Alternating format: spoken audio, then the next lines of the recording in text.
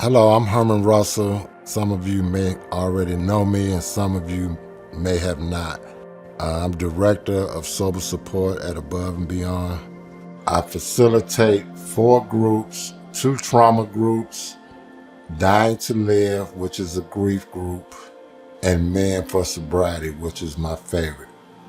I'm also on the board of directors and vice president of the board for our free food pantry.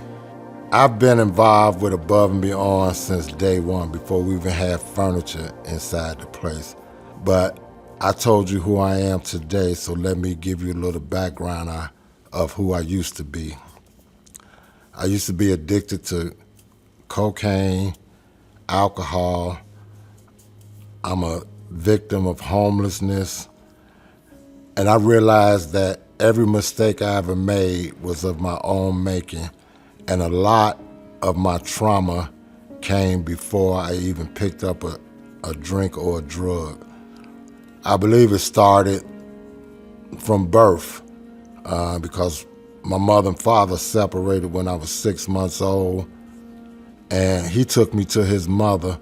So by the time I got to the age of 4 or 5, I thought my grandmother was my mother.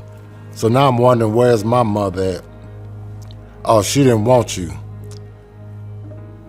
Automatically, my feelings were shattered, because what mother doesn't want their child?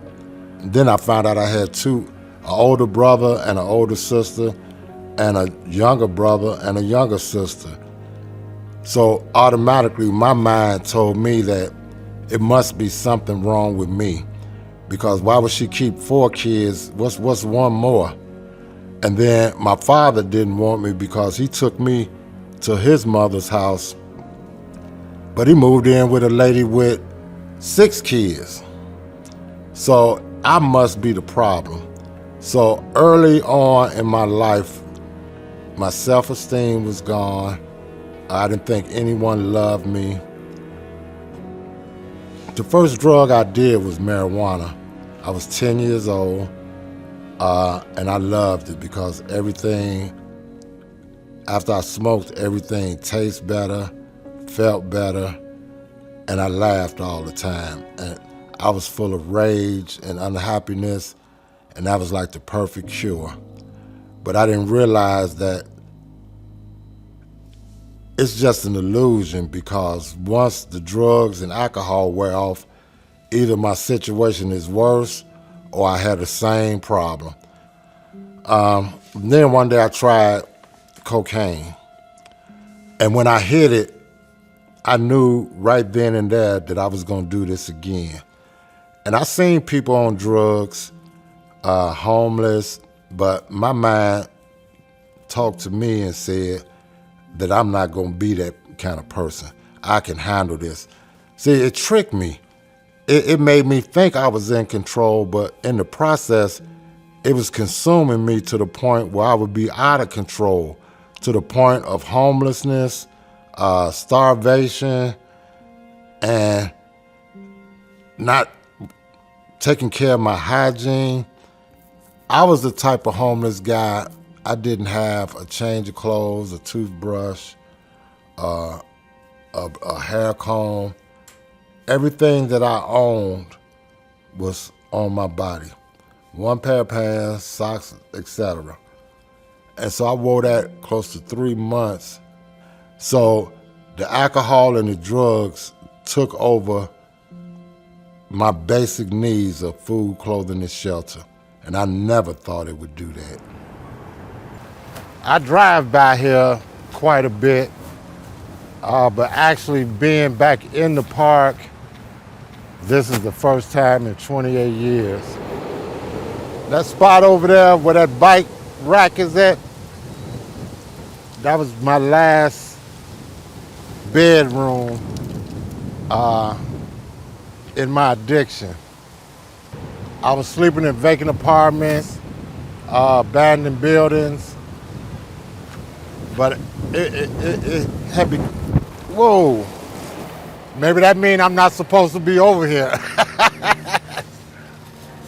When I went into treatment, I'm 6'4" and I think I weighed 107 pounds. I had to reach my absolute bottom, and that absolute bottom that's the foundation to my story. Look at all the stuff that I went through, and I survived. And I'm just glad I made it through that with the grace of God, because I have purpose in my life now today. I'm not just living for a paycheck or be glad I wake up. I'll be glad I wake up to get to the people I serve. I love everything about Above and Beyond. Whatever is your issue, that's what Above and Beyond is set up for. Addiction and trauma basically goes hand in hand. A lot of clients that come in there don't think they have trauma, but the neighborhoods they come from is traumatic. So once you break it down to the lowest common denominator, they realize it's other stuff going on. The drugs and alcohol is just the tip of the iceberg. We look at the human being. We look at it at a holistic perspective. It's the clients that do the hard work, that start believing in themselves. All we do is give a small glimmer of hope and some very useful tools, but they have to pick them up. And I'm grateful to get the opportunity where I can see a person coming there inside of a shell, and then I can watch them blossom right before my eyes. First, I ask them to hold their head up. You're not alone.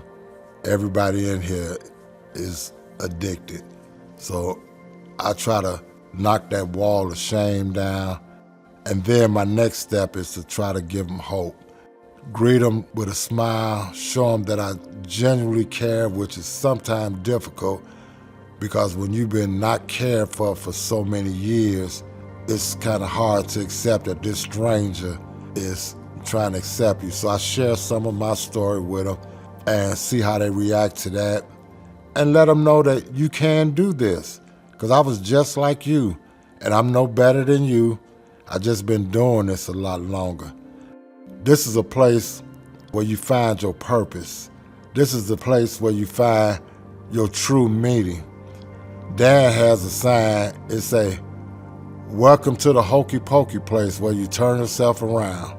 And that fits us exactly. You can come in the door one way, but it's up to you and the work you put in. You can leave out a totally different person. So that's why I try to express to them. I tell them, welcome home.